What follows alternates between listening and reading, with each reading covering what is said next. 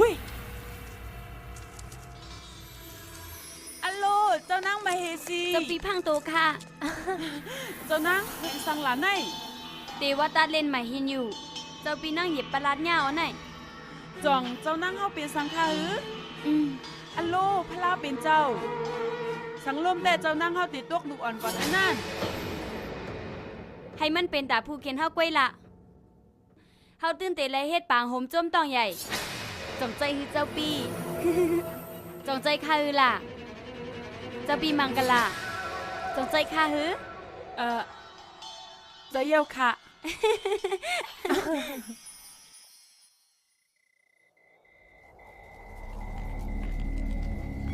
เพียงหึงกะหือ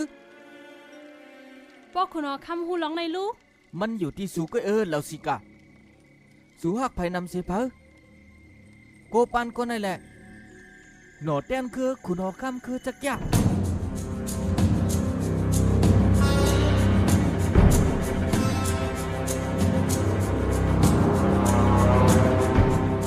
เขาก็มอกได้เลยใส่ยามือ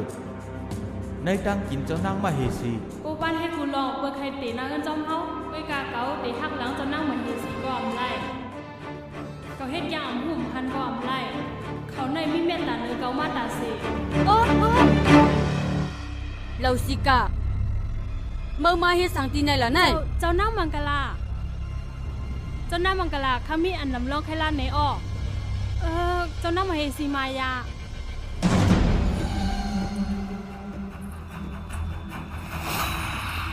เมื่อเดือดร้อนอีสังค่ะ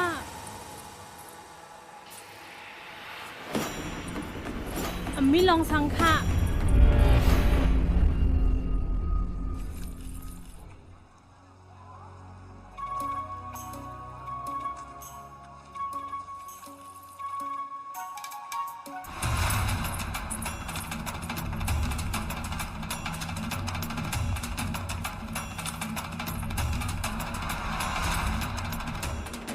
นั่งเฮาค่ะ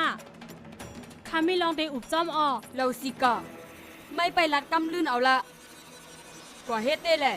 เน็ดกว่าเอาข้าวซักผีมาปั่นเจ้านางแหละเมื่อหัวเจ้านางมาเฮสิไปไล่กินสังเจมในไก่เย้ากว่าแล่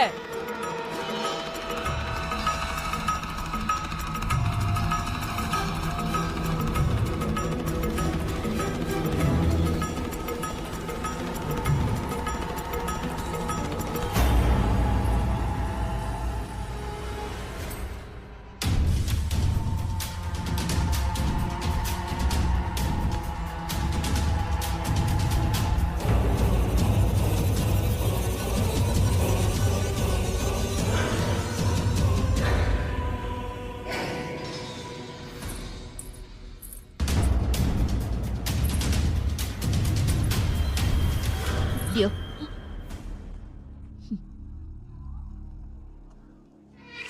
เจ้านางมาเฮสิก็ตะมีในคาเนเทวตามาละให้เจ้านั่งไล่กินข้าวซักพีเซก่อน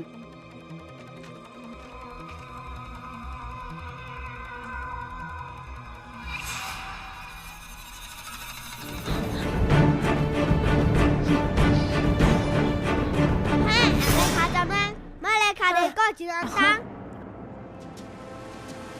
เลยป้อนนันเกาเตปอนไม่อันตั้งอาซบแล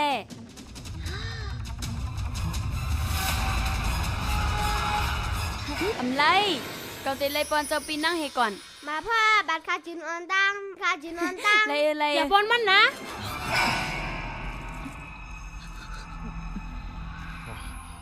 กึดคาเจ้านาง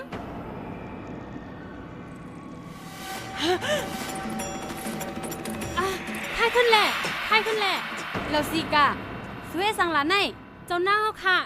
ในเขานั้นมียาหมูออกมียามือนี่ฮะมียามือนี่ฮะเป็นไผก็เฮ็ด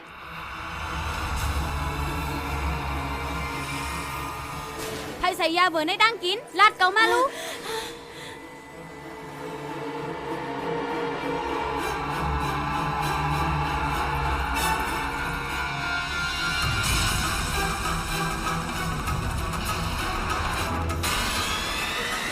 โกปาน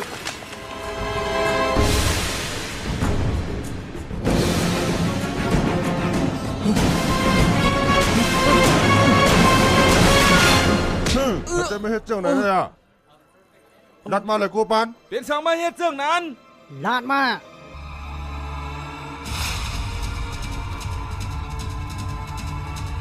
หายใจไม่เฮ็ดเจ้าไหน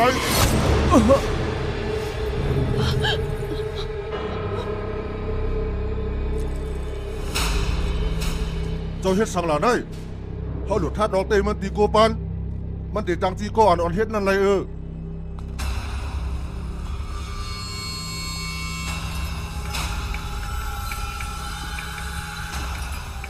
ควางบันคานองเสียกำตีคานองไว้กาขาดเตรียมยอมบันเผามาขึงให้เฮ็ดให้สายเจอคือเอาขาดเตือนหนังพร้อมตัวหน้าจอไหนใครตั้งพิษใหญ่น่ะควางบันคาเสียกำกะควางบันคาเสียกำ